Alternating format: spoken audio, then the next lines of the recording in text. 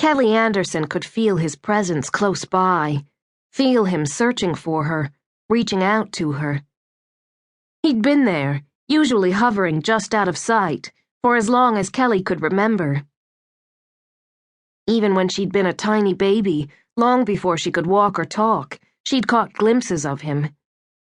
In her dreams, his face would come to her out of the darkness of sleep, leering at her, horrible features twisted into a malicious smile, his fingers, the clawed talons of a carnivorous bird, stretching toward her. She would awaken screaming, and her mother would hurry to her, lifting her from her crib, cradling her, soothing her, whispering to her that she was safe. Those words were the first she learned. You're safe. Safe. Even now, at 16, she could remember speaking the word. Safe. But she hadn't been safe. Not then, when her mother had whispered to her that everything was all right, that she'd only had a terrible dream. And not now, when even wide awake she could feel him creeping closer to her, reaching out, reaching. For what? What was it he wanted from her?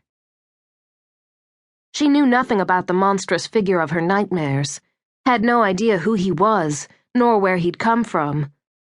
All she knew was that he was there, never far from her, waiting, and he wanted something. Tonight, as Kelly moved restlessly around the small house she shared with her parents, she knew he was closer than ever. It was an oppressive night, unseasonably hot for early June, the kind of thick, muggy night that hung heavily, threatening to suffocate her. She'd opened the windows an hour before in the vain hope that even the faintest of breezes might stir the air, might cool her skin, might even drive away the madness that threatened to destroy her tonight. She knew that's what it was. There was no man. There were no hands reaching out to her. It was in her mind, all of it. That's what she'd been told, first by her mother, and then by the doctors her mother had taken her to. The man who pursued her, who skulked eternally on the fringes of her life, existed only in her own mind. She'd made him up sometime long ago, and should have forgotten him too sometime almost as long ago. She'd talked to the doctor for an hour a week, and tried to do what he'd told her, tried to figure out why she might have invented the man.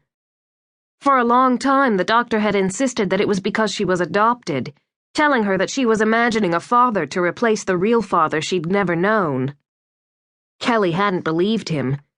After all, if she was going to create a father, he wouldn't be anything like the terrible image she saw in her dreams. And why wouldn't she have imagined a mother, too? Besides, she'd seen the man long before she'd ever known she was adopted, long before she'd begun to understand how different she was from everyone else.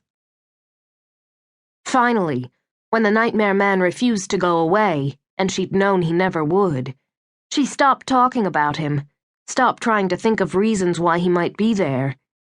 Instead, she'd simply reported to the psychiatrist that he was gone, and at last she'd been allowed to stop going to the doctor. For almost 5 years, she hadn't mentioned him at all.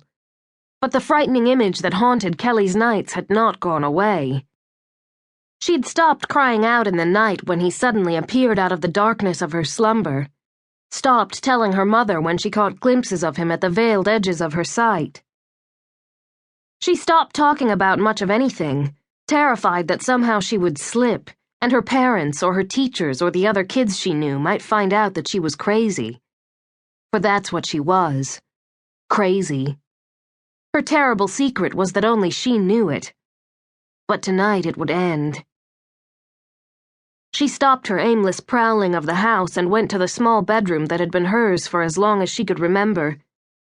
The hot, humid night seemed even more cloying in the confines of the room as Kelly glanced over the few objects that stood against its faded walls. It was, she thought, a tired-looking place, filled with worn-out furniture that had never been any good, even when it was new. Just like herself. Tired, worn out, never any good even to start with. A few months ago, Kelly had covered the walls with posters.